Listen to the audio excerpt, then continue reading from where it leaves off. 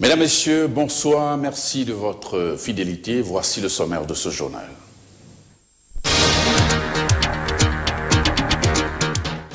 Boniaï, sur le pont d'Atiémé, ce mardi, le président de la République est allé s'enquérir de l'évolution des travaux sur ce chantier.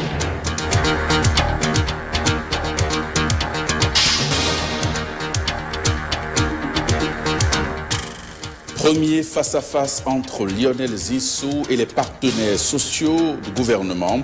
C'est à la faveur du Forum national sur le dialogue social initié par le Haut Commissariat à la gouvernance concertée.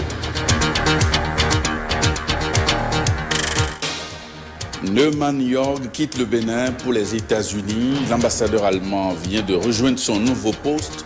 Mais avant, le gouvernement béninois l'a distingué pour ses services rendus à la nation.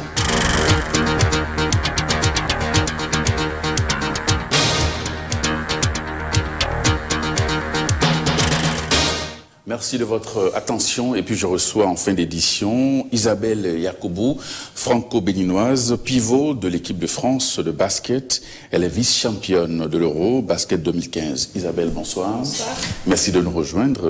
Vers la fin de l'édition, nous allons parler de la compétition que vous organisez le week-end prochain à Porte-Novo. Exactement. Merci. Le chef de l'État est une fois encore sur le chantier de construction du pont d'Atiémé. Le président Boniaï est allé voir là où on en est, l'entreprise, lors de sa dernière visite sur le chantier. De toute évidence, le chantier évolue bien selon le planning de l'entreprise Satom, en charge de l'exécution du projet. Et cela à la grande satisfaction du président de la République, Henri Ziota. Et vous verrez qu'avec le pont, vous verrez, toute la partie sera viabilisée, les gens vont s'installer et la vie va renaître. Mais même de part et d'autre, par ici et du côté du Togo. Les Togolais sont déjà même installés. Et ça se voit déjà. Et ils sont très contents. C'est un président Boniaï fier et heureux qui inspecte le chantier de construction du pont d'Atiémé. Fier et heureux de voir progressivement aboutir sous ses yeux le projet qu'il a porté à bout de bras. Le pont d'Atiémé est hors de danger. Pourtant, il y a quelques semaines en arrière, le président Boniaï était rongé d'appréhension. La crainte que les lâchers d'eau du barrage de Nagbeto n'emportent les ouvrages en construction lui donnait de l'insomnie. Et les multiples visites effectuées sur le chantier en témoignent. La crainte est désormais du passé. À la date d'aujourd'hui, comme on vous a expliqué, on a fini tous les pieux, toutes les fondations sont terminées. On a fini tout ce qui est semelle et les chevêtres aussi sont finis. Donc là, vous allez voir que tout le chantier est aujourd'hui à ce niveau. Donc il reste les poutres que vous allez voir, les poutres qui sont en fabrication, les poutres qu'on va déposer et faire le tablier. Donc voilà, là où on en est, on travaille sur les voies d'accès. Oui, tout ça là, c'est déjà là. On travaille sur la voie d'accès et aussi sur la zone du préfa. On a 12 poutres à faire, on est sur la 6e poutre, donc il reste 6 poutres. À la fin de ce moment, nous allons terminer les poutres. Donc dès que la situation de l'eau s'améliore un peu, on pose les poutres et puis on fait la dalle. Et c'est fini. On a retiré une bonne partie des conteneurs aussi déjà. Ça va être quand? C'est normalement... 1 mois, 2 mois. Ça dépend de la CEB. C'est-à-dire que si on a la calmie à partir du mois d'octobre, nous on pense poser. Si la CEB peut nous laisser dès le 1er octobre, on peut poser et finir effectivement dans Parce que la CEB produit en ce moment. Actuellement, ils sont en train de produire. L'électricité. Ils produisent l'électricité. Pour l'électricité. Donc parce qu'ils nous ont dit qu'ils vont travailler quand même jusqu'à ce que l'eau baisse un peu. Quand l'eau baisse un peu, ça, on peut voir avec eux pour qu'ils nous laissent. Nous, actuellement, on a besoin encore de 1 mois et demi dans le lit. Si on a eu la carrière pendant 1 mois et demi, le temps de venir poser les poutres et puis on se retire. Tout le reste du travail, on va le faire par l'euro, Monsieur le Président. On va travailler par l'euro et puis ça va aller. Pour en arriver là, il a fallu arrêter la production de l'énergie électrique par le barrage de Nagbeto qui fournissait environ 60 MW. Aujourd'hui, Nagbeto fait tourner ses turbines et les lâchers d'eau provoquent de forts courants que supportent les vaillants et solides pieux enfouis à plus de 30 mètres sous terre. Les pieux ont une profondeur de 30 mètres. On a 8 pieux par appui. Donc ce qui fait 8 x 5, 40. Donc nous avons 40 pieux de 30 mètres. Ça fait à peu près 1,2 km. Qu'est-ce que vous appelez pieux? Le pieu, c'est des trucs forts. Non, c'est-à-dire, au fait, il y a d'autres bétons, comme des piliers qui vont dans le sol. Puisque le bon sol n'est pas tout proche. Le bon sol est suffisamment en bas. Donc, il faut fonder le pont sur un sol cohérent, un sol acceptable. Il y a d'abord les pieux avant de proposer ça. Donc, et le plus, dans les travaux comme ça, le plus important, c'est les pieux. Le pieu, ça prend tout le temps, mais dès que ça finit le reste, c'est ça qui a fait voilà, 30 mètres. Tu fais 30 mètres à l'intérieur. Par pieu. Et on a 40 ici. On a 30 fois 40 mètres. Parce que chaque semelle comme ça a 8 pieux. 40 unités. Donc nous avons 5, 5, 5. 8, 8, 5 fois. 8 fois 8, 5 fois. Qui sont à l'intérieur. Qui sont à l'intérieur. Sur lesquels reposent ces pieds. Voilà. C'est bien ça. Oui, c'est ça. D'ici octobre, les travaux vont reprendre sur le pont. En attendant, l'entreprise Satom s'emploie à réaliser les poutres et à construire la voie d'accès à l'ouvrage. Le ministre des Travaux publics se dit heureux de l'évolution du chantier, surtout que les travaux de construction de la route Komé-Lokossa-Dogbo ont démarré effectivement avec sa bretelle Zonkwe Atieme. Comme l'entreprise Egoma Fossé a repris le samedi, Komé-Lokossa-Dogbo avec la bretelle Atieme, Zonkwe Atieme, je crois que les deux vont pratiquement se terminer au même moment. En décembre au plus tard, le pont sera achevé et ouvert à la circulation, rassure l'entreprise, mais à une condition, que la CEB fasse taire ou tourner au ralenti les turbines de Nagbeton, car les lâchers d'eau perturbent assez les travaux. Et le chef de l'État, pour qui ce pont est une priorité, entend peser une fois encore de tout son poids. Vous dites que ça dépend de quoi, vous avez dit? Ça dépend de l'arrêt de turbinage. C'est-à-dire si la CEB accorde une période d'accalmie, on viendra poser les poutres et puis faire la dalle. La CEB maintenant. Voilà. Bon, ok, on le verra. On le verra. Moi, je pense parce que le délai que vous nous avez donné, c'était de terminer le pont en décembre plus tard. Voilà. Bon, nous allons voir. Nous allons voir si on va voir comment on va encore vous accorder le temps approprié pour vous permettre de terminer, de poser les poutres. S'il faut qu'ils arrêtent, bon, qu'ils fassent la moitié, je ne sais pas quel sera l'impact en termes de flux d'eau. Vous devez vous voir maintenant pour voir, c'est pourquoi j'ai voulu lui parler, le directeur général de la CEB. Hein? Une fois qu'on aura terminé, moi je pense que il faut qu'on respecte le délai contractuel. Je crois que c'est mieux. On fera tout pour les populations vont accepter. Donc il y a 60 MW qui s'ajoutent maintenant. Bon, le Nigeria nous envoie 200, je crois que je chaufferai de ma part. Le Ghana 50. Nous avons en période de pointe, nous avons besoin de quelque chose de 240 MW.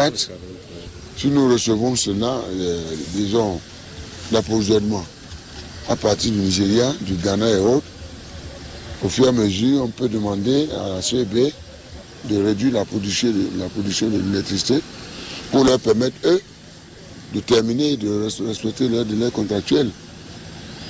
Parce que abandonner aussi le chantier, c'est aussi un problème. Hein? On a dit fin décembre, il faut que vous respectiez.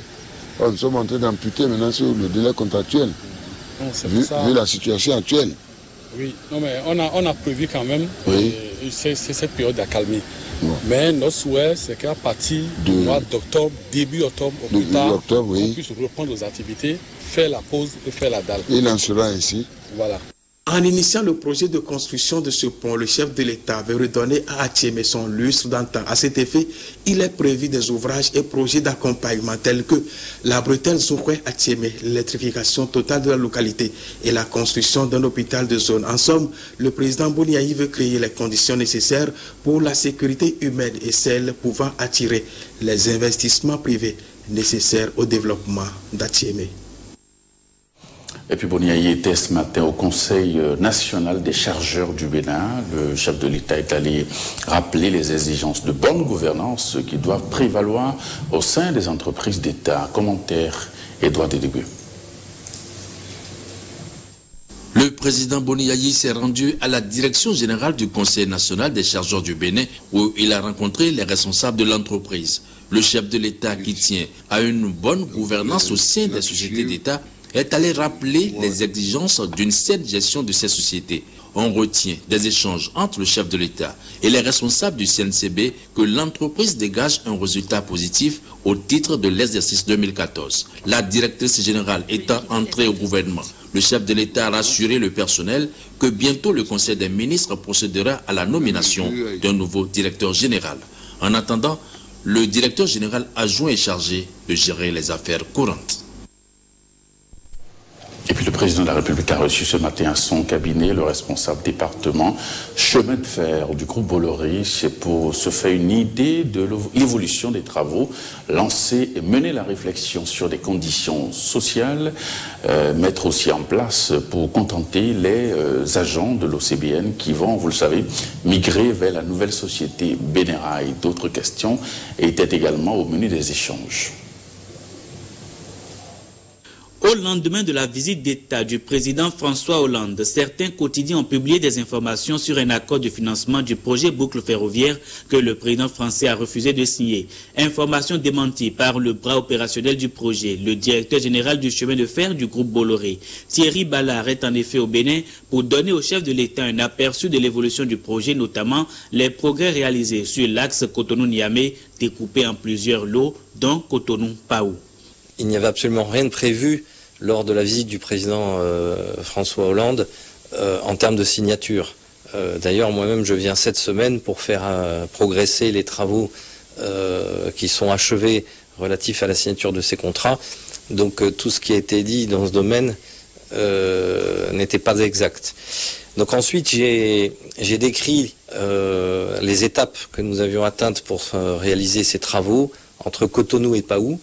Donc nous avons approvisionné les rails, les traverses, nous avons sélectionné les équipes et nous les avons mises en place pour pouvoir commencer le changement de voie et la réhabilitation du ballast, de la voie ferrée. Et j'ai évoqué les délais de démarrage de tous ces travaux qui, à la réception des fournitures, début septembre, commenceront. J'ai également parlé, nous avons évoqué, à la demande du chef de l'État, nous avons évoqué également la possibilité d'ouvrir un chantier sur le tronçon qui va de Paracou à Malanville. Nous reconnaissons que c'est très important d'ouvrir également ce front de chantier. Et très probablement, dès le courant du mois d'août, nous commencerons des travaux pour bien montrer qu'il s'agit de faire toute la distance de cette boucle ferroviaire de Cotonou à Paracou, de Paracou jusqu'à la frontière du Niger. Donc là aussi, nous allons passer les commandes de fourniture et nous allons implanter une équipe, un chantier, pour qu'on puisse montrer ce qui se passe dès le début du mois de septembre. Enfin, nous avons évoqué à la demande du chef de l'État, dans le cadre de la signature du contrat de concession, des mesures sociales qui pourraient être prises pour tous les personnels de l'OCBN qui vont être repris, qui vont rejoindre la nouvelle société Bénirail. Et nous avons compris à cette occasion qu'il y avait des arriérés de salaire. Et nous avons reçu le message du président de la République pour pouvoir subvenir à ces arriérés de salaire dans le cadre de la nouvelle société. Donc très certainement, dans peu de temps, nous prendrons les mesures nécessaires pour que ces personnes qui vont rejoindre de l'OCBN la nouvelle société Bénirail puissent avoir satisfaction dans ce domaine. Comme convenu, le gouvernement béninois, à travers le ministre de l'Énergie, a signé avec la société Genesis Energy un protocole d'accord pour la construction d'une centrale à gaz. La signature du protocole d'accord a eu lieu à la présidence de la République devant le chef de l'État pour donner à l'acte posé un caractère suffisamment solennel et aussi confirmer la volonté du président de la République de voir le projet se développer très rapidement. Un protocole d'accord pour démarrer les discussions, pour signer un contrat de fourniture en BOT par la compagnie Genesis de centrales à gaz sur la technologie CNG, Compressed Natural Gas, de 20 MW chacune, qui seront installées sur plusieurs sites. Le premier site sera certainement Maria Gleta. Donc avec la signature de cet accord, nous avons comme objectif d'avoir des capacités additionnelles à des coûts compétitifs qui sont beaucoup plus intéressants pour notre entreprise nationale, SBE, qui pourrait donc fournir de l'électricité à des prix abordables à nos populations. Donc je crois que c'est vraiment un premier pas très important vers la stratégie que nous sommes en train de mettre en place. Il y a une deuxième phase. Cet accord que nous avons signé, dans le contrat que nous allons signer, il y a une deuxième phase. La phase va être consacrée vers des centrales de plus grande capacité, de 200 MW sur la technologie LNG. Nous avons mis en place un calendrier assez serré. Nous nous sommes donné au maximum 2 mois pour signer le contrat et avec l'objectif de faire mieux. Peut-être d'essayer de faire ça en 4 semaines. Donc nous allons mettre en place une équipe conjointe. Genesis va définir son équipe. Nous aussi nous allons avoir notre équipe. Les 2 équipes vont travailler ici à Cotonou pour développer le contrat lui-même et qui donc sera signé dans ce calendrier. L'objectif, c'est d'avoir les premières centrales opérationnelles après la signature en 6 mois. Ouverture ce mardi du Forum national sur le dialogue social placé sous l'égide du Premier ministre Lionel Zinsou. Cette importante rencontre a drainé à la salle polyvalente du Palais des Congrès de Cotonou diverses personnalités initiées par le Haut Commissariat à la gouvernance concertée avec l'appui du PNUD et de l'OIT. Ce Forum national devrait déboucher sur l'adoption d'une série de résolutions contenues dans une charte. Le compte rendu est signé Renaud Cabo.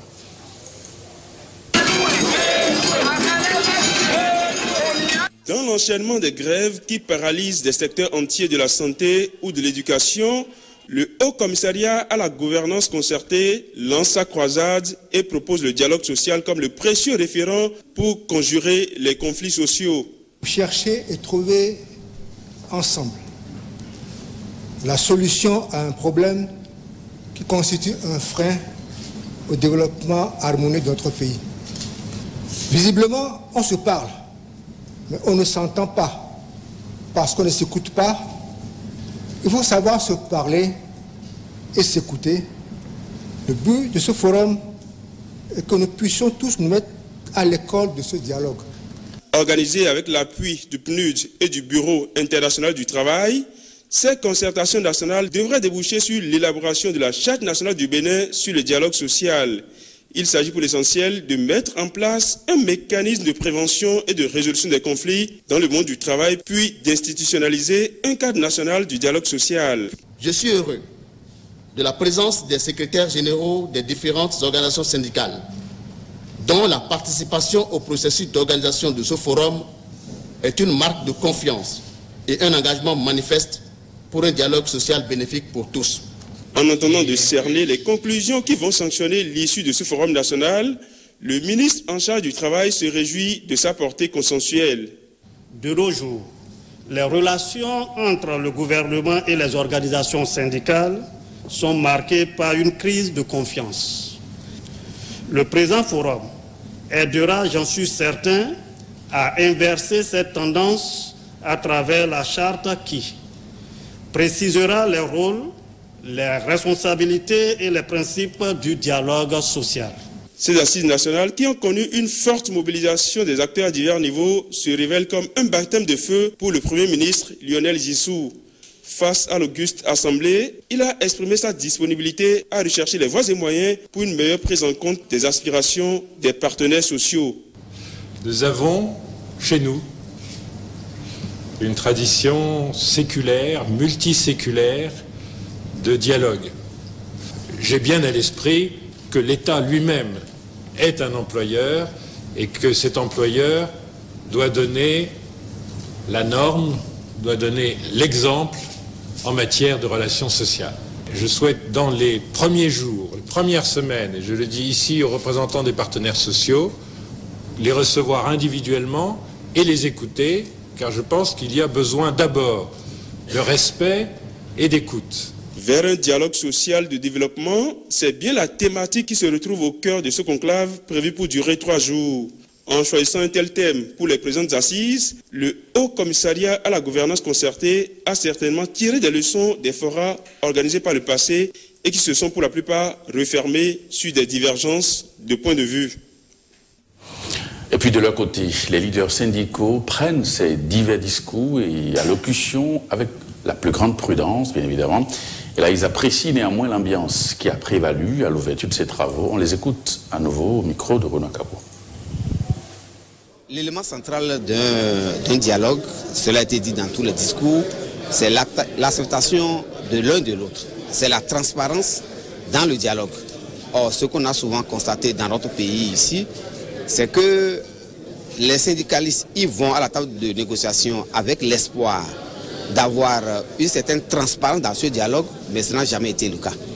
Le Premier ministre, il a parlé, mais je ne dirais pas qu'il est sorti du cadre du forum, mais les thèmes qu'il a proposés, on aurait dû les avoir avant la tenue du forum, parce que tous les thèmes qu'il propose ne pourront pas être vus en 3 jours.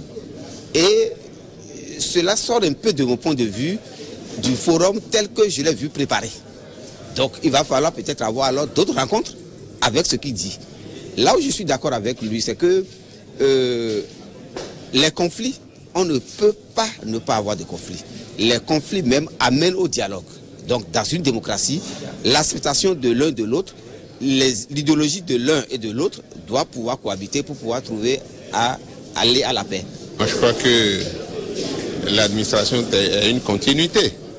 Le ministre ou le Premier ministre, qui est un élément nouveau dans le système, a développé beaucoup de théories. Donc pour moi, il n'est pas encore entré dans les réalités sociales de notre pays. Parce que tout ce qu'il a développé, je crois qu'il s'est calqué sur ce qui se passe en France. Mais je crois que nous ne vivons pas en autarcie. Aujourd'hui, tout est universel, mais il y a des domaines spécifiques pour chaque pays. Donc, il vient d'arriver, il vient de prendre le navire. Bon, mais il a souhaité nous rencontrer. C'est déjà une bonne chose. Bon, je crois que avec le temps, nous allons voir si son discours sera en harmonie avec les réalités de notre pays.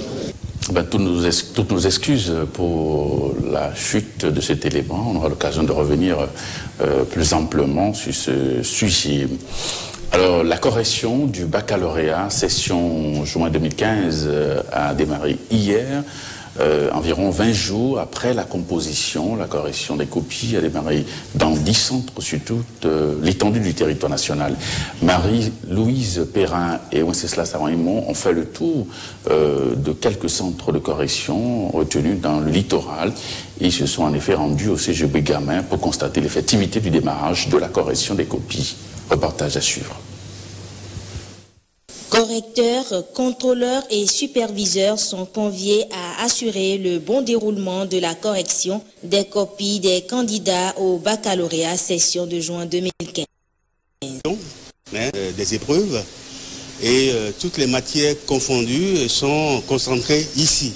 Donc il y a toutes les épreuves inscrites au programme c'est-à-dire les mathématiques, les SPC, l'espagnol, français, etc., etc. Donc tous les correcteurs sont convoqués et aujourd'hui, ils ont commencé donc les corrections des épreuves. Et il y a la commission qui se réunit et qui décide de ceux-là qui doivent participer aux corrections. Dans le domaine de l'enseignement, l'ancienneté compte beaucoup.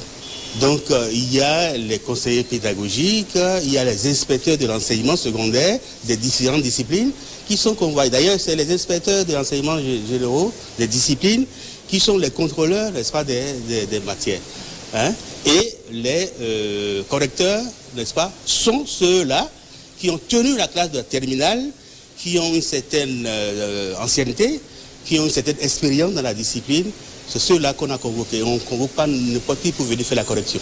Et également, il va falloir que vous ayez une certaine moralité et qu'on vous connaisse assez dynamique, sérieux, pour vraiment participer à cette séance de correction. Pour les différents correcteurs, tout se passe dans une ambiance sereine. Il faut dire que dans l'ensemble, ça va. Nous avons eu droit à 3 séries, alors avec l'aide des conseillers et du président de commission.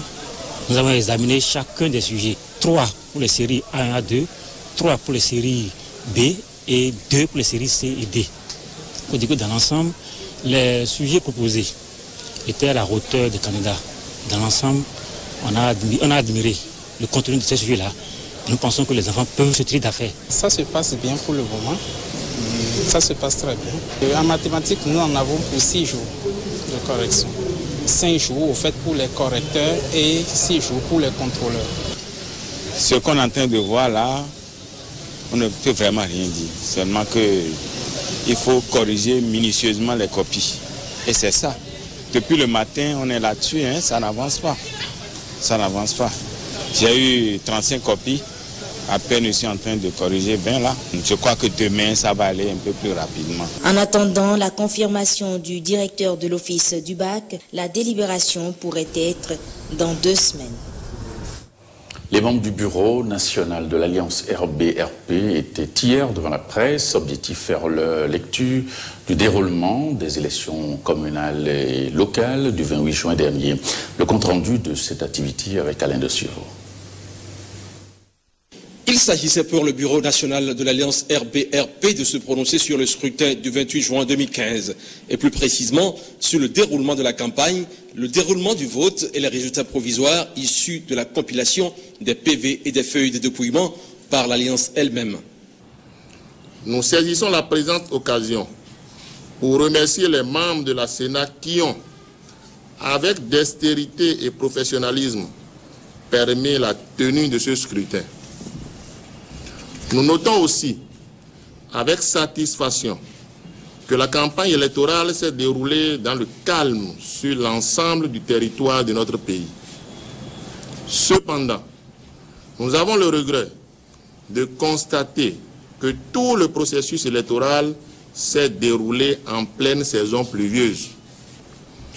En ce qui concerne le scrutin, nous avons constaté quelques dysfonctionnements liés au manque de logo de parti ou alliance de parti en compétition sur les bulletins de vote dans certaines communes, ainsi que de l'insuffisance des fiches de compilation, notamment à Cotonou. À ce sujet, nous saluons la promptitude de la Sénat et de son président pour leur sage décision de reprise des élections dans les localités où ces anomalies ont été observées. Nous lançons donc un appel solennel et patriotique aux membres de la Sénat afin qu'ils fassent diligence pour nous donner les résultats tels que sortis des urnes. Au vu des résultats issus de la compilation des PV et des feuilles de dépouillement, on note une bonne tenue de l'Alliance RBRP dans les circonscriptions électorales où elle s'est positionnée en attendant la confirmation des 10 résultats par la Commission électorale nationale autonome. 25 ans déjà que le journal La Nation existe, le quotidien de service public, dont le nom a beaucoup évolué depuis sa création à l'époque coloniale, porte son appellation actuelle depuis le 2 mai 1990. Alors la célébration de ce quart de siècle du journal, bouclée le 2 mai dernier, démarre donc le 9 juillet prochain. À cet effet, plusieurs activités sont prévues, dont des journées portes ouvertes au public. La directrice de l'Office national d'imprimerie et de presse, qui a reçu dans l'une de ces salles d'imprimerie de l'ONIP une équipe de la télévision, en dit davantage. Dans le cadre de cette célébration, il y a 2 journées portes ouvertes, les jeudis 9 et vendredi 10 juillet, pour permettre à tout public de venir nous découvrir, de découvrir ce que nous leur offrons en termes de services. Il y a bien sûr le journal qui offre ses colonnes pour toutes sortes de publications, mais il y a également l'imprimerie qui est à la disposition de tout le monde pour tout type de travaux d'imprimerie. Et il y a également notre documentation qui est ouverte gratuitement à tout public pour consulter les archives des ancêtres du journal La Nation.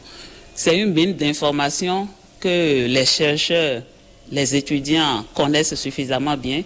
Le public qui va faire le déplacement aura l'occasion de voir ce que le journal Ewouzou était, ce que France Dahomey était en 1958, quels sont les sujets qui faisaient l'actualité à ce moment-là. Donc c'est quand même important de venir s'abreuver à cette source de notre histoire depuis 1958 jusqu'à ce jour. Et nous organisons également une exposition photo qui retrace l'histoire politique de notre pays depuis 1960 jusqu'à ce jour. C'est également une mine d'informations, surtout pour la jeune génération, les étudiants, les élèves, les jeunes aujourd'hui qui ne savent pas grand-chose d'un certain nombre d'événements qui se sont produits dans notre pays. Donc nous les invitons tous à faire le déplacement, à venir s'abreuver à cette source de l'histoire pour voir ces archives photographiques qui ne courent pas les rues et les archives documentaires à travers le quotidien national depuis 1958 jusqu'à ce jour. Donc le journal a bien des ancêtres qui portaient d'autres noms, Ewouzou, Dao Express, L'Aube Nouvelle et France Dahomey. Mais depuis que nous sommes devenus La Nation, le changement de nom en 90 était accompagné également d'un changement de statut. Parce que du journal Ewouzou, qui était un organe de militantisme révolutionnaire, nous sommes passés à un quotidien de service public appelé La Nation. Et qui dit quotidien de service public, c'est un quotidien qui est au service de toutes les entités, de toutes les composantes de la nation, y compris les institutions de la République, les ONG, les citoyens, tout le monde. L'ambassadeur d'Allemagne au Bénin est depuis mardi à son nouveau poste aux États-Unis. Avant son départ, ce lundi soir, le Bénin a salué les actions et l'engagement de l'homme en l'élevant au grade de commandeur de l'ordre national. C'est au cours d'un dîner qui a mobilisé autorités béninoises et les diplomates des autres pays au Bénin. Jean-Claude James. L'Allemagne a fortement appuyé le Bénin ces dernières années dans plusieurs secteurs, notamment dans ceux de l'eau, l'assainissement, la décentralisation et l'agriculture. L'un des artisans de cet appui est le diplomate allemand en fin de mission qui a œuvré pour la dynamisation de la coopération bénino-allemande. C'est en reconnaissance de son engagement que le Bénin a décidé de l'honorer.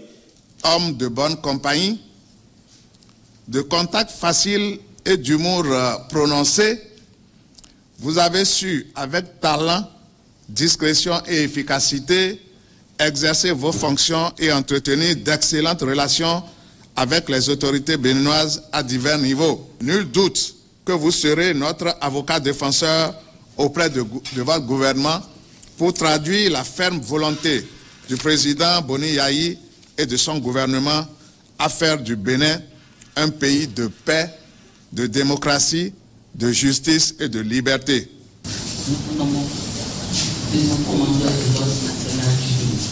Le récipiendaire reconnaît avoir beaucoup appris au Bénin où il a fait ses premières expériences en tant qu'ambassadeur. Je ressens plutôt le profond besoin de vous dire à tous un grand merci. Merci au président, Dr Thomas Boniaï, de m'élever à cette distinction honorifique et d'avoir organisé à mon honneur un déjeuner d'amitié à la présidence de la République et de m'offrir l'occasion de revivre les différents tableaux des danses traditionnelles représentant la synthèse de la richesse du patrimoine culturel béninois. Ça aussi, c'était déjà un très grand honneur pour moi. Merci aussi aux membres actuels du gouvernement béninois et je ne veux pas oublier à tous leurs prédécesseurs qui étaient toujours prompts à me recevoir et qui m'ont rendu la vie comme ambassadeur très facile. Monsieur Neumann est né le 28 mars 1956 à Berlin-Est et est père de 3 enfants. Après 4 ans passés au Bénin, il rejoint Los Angeles aux États-Unis pour occuper le poste de consul général. La période de jeûne au niveau de la communauté musulmane rime avec la prière et la pénitence. C'est aussi le moment pour la femme de se soumettre à certaines obligations. Quelles sont ces obligations? Ricardo Lecpécou a posé la question à un islamologue. Suivons plutôt. Pourquoi ce n'est pas obligatoire pour une femme d'assister à la prière à la mosquée? Parce qu'une femme a des rôles sociaux qui concernent les responsabilités dans les maisons. Dans la maison, il s'agit des enfants, il s'agit le déménagement les travaux qui se trouvent dans la maison, la préparation de la nourriture, tout cela. Si 5 fois elle a besoin de sortir à la mosquée 5 fois par jour, sans doute, ça va agir dans l'accomplissement de ces responsabilités sociales-là. Mais dans le cas qu'une femme a des temps, assez de temps, elle peut sortir pour assister à la prière à la mosquée si elle a eu une permission de son mari. Et elle doit remplir les conditions qu'elle va la qualifier d'être à la mosquée. Et lorsqu'elle va demander permission, le mari n'a pas de droit de la interdire, conformément des recommandations prophétiques. L'islam a séparé au cours de la prière, elle a séparé entre les hommes et les femmes. Et là où les femmes doivent rester derrière. Parce que vous savez que les femmes dans la vie font partie de la beauté de la vie. La femme, c'est la beauté de la vie. Pour ça, une femme qui est belle, lorsqu'elle va sortir, tous les yeux vont la capter. Comme ça. Et au cours de la prière, on ne doit pas laisser que l'intention et la vigilance sortir de la prière en regardant lorsqu'il y a les belles femmes qui sont dans la mosquée. Pour ça, on dit que les femmes restaient derrière et les hommes restaient devant pour diriger la prière. Le Seigneur a donné les femmes beaucoup de choses. Les droits d'une femme, ça tombait dans les oreilles plus que les voix des hommes. Pour ça, lorsqu'une femme va diriger la prière, sa lecture, parce qu'au cours de la prière en commun, souvent, on fait la lecture en haute voix. Si maintenant une femme va diriger la prière avec une haute voix, ça son aussi, ça peut attirer le cœur des hommes qui sont dans la. Et aussi, lorsqu'elle va diriger la prière, elle restait devant. Lorsqu'elle est devant maintenant, les yeux seront sur elle. Malgré que l'islam a recommandé que les femmes se cachent. Parce que chaque femme doit être exclusivement pour son mari. Quelqu'un n'a pas le droit de jeter coup d'œil et regarder comme ça une femme qui n'a pas pour lui. Pour ça, lorsqu'on va désigner une femme de rester devant pour diriger les gens, ça veut dire qu'on a placé cette femme-là à une place que tout le monde va lui regarder. Et ça, c'est interdit dans l'islam de jeter le regard aux femmes comme ça. Et puis je vous l'avais annoncé en début d'édition, nous avons sur ce plateau notre compatriote Isabelle Yacoubou. Bonsoir Isabelle Yacoubou. Bonsoir. Alors vous avez pratiquement tout gagné en France, vous avez été 2 fois MVP, meilleure joueuse du championnat de France. Vous avez gagné dans plusieurs championnats et au plan international. Vous êtes une célébrité en France. Alors, quand on a gagné autant de trophées, de titres, est-ce qu'on est encore motivé pour aller à l'assaut d'autres trophées? Je vais vous poser une question que les Béninois comprennent très bien. Est-ce que quand on est riche, on est fatigué de gagner de l'argent? J'ai envie de dire non. Voilà, on aime gagner, c'est un état d'esprit. Et je pense que ça fait partie de qui on est. Et plus on gagne, plus on a envie évidemment de gagner. Alors, réussir en France dans le basket, est-ce que c'est si facile ou plus difficile à faire pour vous? Ça n'a pas été facile. C'est vrai que moi, j'ai un parcours très atypique. Je suis partie du Bénin en 2003 à l'âge de 17 ans, où j'arrive à Tarbes en France. Et c'est vrai que ça n'a pas été évident. Mais encore une fois, j'ai été bien entourée. J'ai eu la chance de rencontrer de bonnes personnes sur mon parcours qui m'ont aidée. Et il n'y a que le travail à la fin qui paye de toute façon partout où on va et dans tous les domaines. Donc j'ai envie de croire que c'est grâce à mon travail et ma persévérance que j'y suis arrivée. Voilà. Alors vous organisez le samedi prochain une compétition de basket.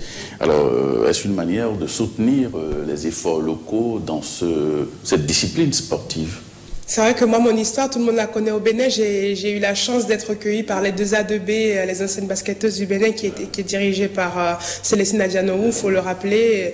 Et moi, cette femme, je lui dois et je lui devrai tout. Et voilà, c'est parti dans ce sens-là, avec mes partenaires comme Adidas, la Sodeco ici au Bénin, Canal+, qui nous suit sur ce projet aussi. C'est de redonner le plaisir à nos jeunes, de les faire rêver, de montrer que c'est encore possible. Ça a été possible pour moi, mais il ne faut pas s'arrêter là. Voilà, c'est une action qui va nous emmener à la fin, j'espère, à une académie de basket. Exactement. Ce sera partout en Afrique de l'Ouest, partout, non, mais dans les principales villes en Afrique de l'Ouest. Il y a le Sénégal, il y a le Gabon, le Bénin évidemment qui est concerné. Le Niger a demandé à se rejoindre au projet et en féminin, ça ne s'est jamais fait. Voilà, donc cette académie, moi j'y tiens parce qu'au lieu de donner, on a dit du poisson, il faut aider à apprendre, enseigner à pêcher. J'ai envie d'y croire parce que je crois fermement que mes frères et mes sœurs ici sont prêts à partir. Il y a des talents au Bénin qu'on peut trouver. Il suffit juste de leur donner l'opportunité. Qui rayonnent à l'international. Exactement. Alors, à quand l'organisation du camp de basket? Parce que vous organisez des compétitions. Cette année, ce sera plus un week-end de découverte, d'exhibition, de fraternité. Le vrai travail va commencer l'année prochaine, mais on a 2 matchs d'exhibition à Porto Novo, au stade Charles de Gaulle, le samedi 11 et le dimanche 12. À partir de 15h30, il y aura 2 matchs pour les 2 journées, féminin et masculin. Voilà, donc le temps d'un week-end, on va mettre nos rivalités Cotonou-Porto Novo de côté. On va se retrouver dans la convivialité sportive et essayer de bâtir des projets, qui seront suivis, j'espère, par les locaux et nos dirigeants. Alors, avec les Bleus de basket féminin, bien évidemment, vous avez été vice-championne Euro 2015. Alors, bientôt Rio 2016. Comment vous préparez donc les JO? Moi, j'ai vécu j'ai vécu Londres 2012. Et les Jeux, c'est quelque chose dans la carrière d'une sportive qui est... Voilà, c'est intouchable, c'est un rêve. Je pense que tout le monde... Exactement. Voilà, donc ça a été le projet. Moi, j'avais arrêté l'été dernier. La fédération est revenue me chercher dans le projet justement de se qualifier pour Rio. Ça a été fait et ils sont très contents, moi aussi d'ailleurs. Après, on n'a pas la médaille qu'on souhaitait, l'or, mais une 2e place européenne, elle est très belle aussi, sachant que cette équipe de France... se perpétue quand même, elle a toujours un podium dans les derniers 7-8 ans en Europe, donc c'est quand même un truc très très bien. Alors maintenant il faut aller à Rio avec plein de rêves dans les yeux, en espérant encore un résultat qui sera... Non, l'or on va quand même pas spéculer parce qu'il y a les Américaines, mais voilà, oui, mais voilà, déjà participer aux Jeux et participer 2 fois aux Jeux, je pense que... L'argent, pourquoi pas?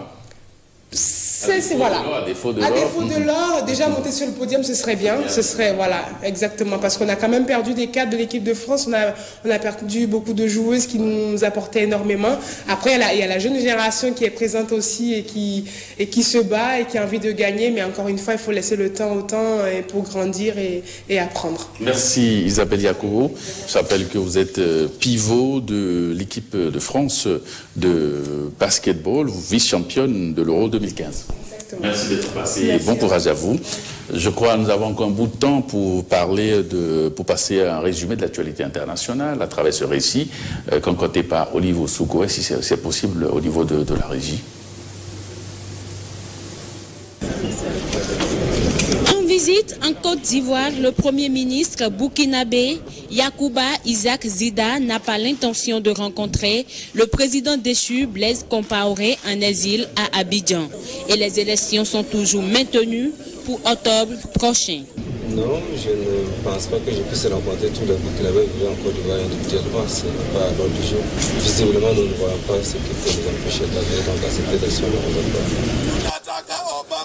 Au Kenya, des centaines de personnes se sont rassemblées dans les rues de Nairobi. Ces manifestants appellent le président américain Barack Obama à s'abstenir de plaider pour le mariage homosexuel. Venu 4 fois en Afrique subsaharienne, le président américain se rendra fin juillet au Kenya pour la première fois depuis son entrée à la Maison-Blanche.